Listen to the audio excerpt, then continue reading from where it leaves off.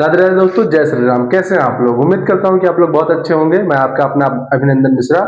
हम लोग पहले सीख चुके हैं ग्रह और नक्षत्र राशि के बारे में। आज मैं आप लोगों को बताऊंगा, मतलब हम लोग सीखेंगे कुंडली में भाव के बारे में। कुंडली का जो 12 घर होता है, क्या होता है, कैसे किस चीजों को रिप्रेजेंट करता है। तो सबसे पहले आप सिंपल वर्डों में ये जान लीजिए कि जो मतलब कुंडली का भाव उसे कहते हैं जो मानव जीवन के हर पहलुओं का प्रतिनिधित्व रखता है।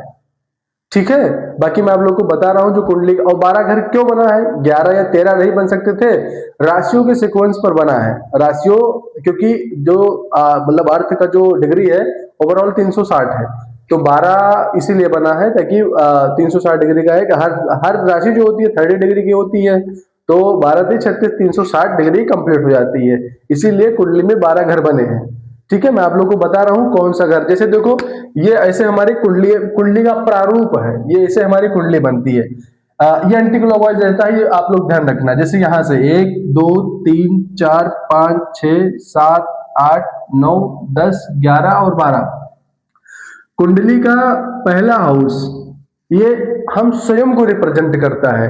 ये आप लोग ये ध्यान रखना है, जैसे कुंडली का जो फर्स्ट हाउस होता है वो स्वयं को रिप्रेजेंट करता है, ये रिसीवर होता है, बाकी के हाउस डोनेटर होते हैं। जैसे कुंडली का फर्स्ट हाउस स्वयं का हो गया, तो 10th हाउस नौकरी का होगी। नौकरी लगेगी तो किसकी लगेगी?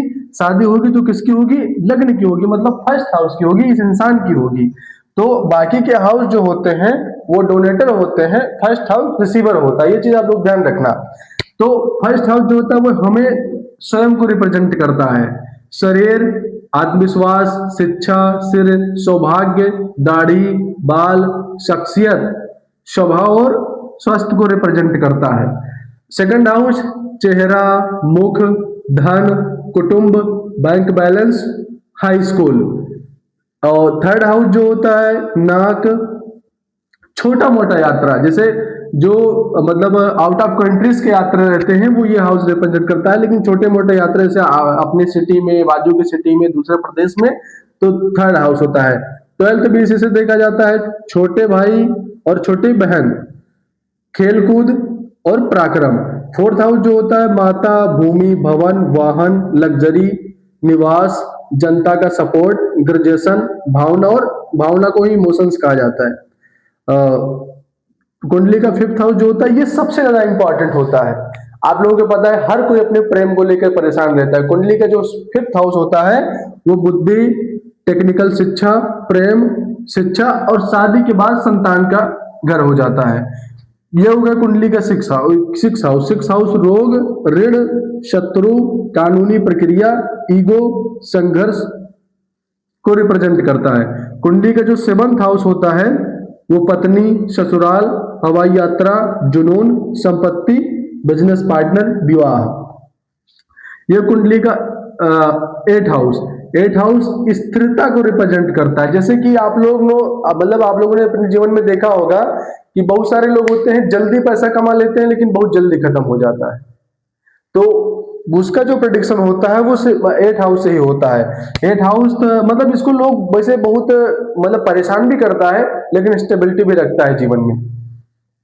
स्थिरता, बदलाव, दुख, दर्द, मृत्यु, गुप्तांग, शोक और अचानक होने वाली घटनाएं। कुंडली का 9th हाउस भी बहुत इंपॉर्टेंट है। धर्म, भाग्य, जंगह, ईश्वर और गुरु। 10th हाउस जो होता है पिता, यश, कीर्ति, पैरों की जोड़, प्रसिद्धि, कर्म, नौकरी, पेशा या व्यवसाय और रोजगार। मतलब ये सब तो एक ही से जुड़ा हो गया लेकिन इंसानों का अलग अलग पेशा होता है, इसकी वजह से मैंने इतना लिख दिया। कुंडली का 11th हाउस जो होता है वो इच्छा, पुत्र वधु, पैर, दामाद, पति की उन्नति मतलब सॉरी, और माता का स्वास्थ्य और आवक को इनकम कहेंगे। फिर 12th हाउस जो होता है वो विदेश, जेल, भोग, गमन, तलवा, चर्चा खासकर गोचर के लिए होता है। बाकी चर्चाएं कुंडली के 3rd हाउस से रिप्रेजेंट करती हैं। आध्यात्मिक यात्रा और खर्चा और विदेश यात्रा भी। और सिंपल वर्डों में आप लोगों को एक छोटी सी परिभाषा बता रहा हूं।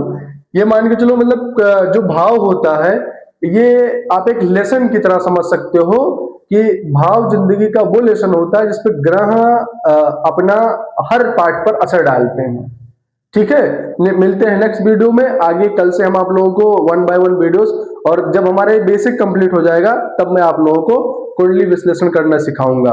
First house, second house, third house, मतलब ओवरऑल सब कुछ। ठीक है, राधे राधे, जय श्री राम। अगर वीडियो आप लोगों को अच्छा लगा हो, लाइक कीजिए, शेयर कीजिए, सब्सक्राइब कीजिए।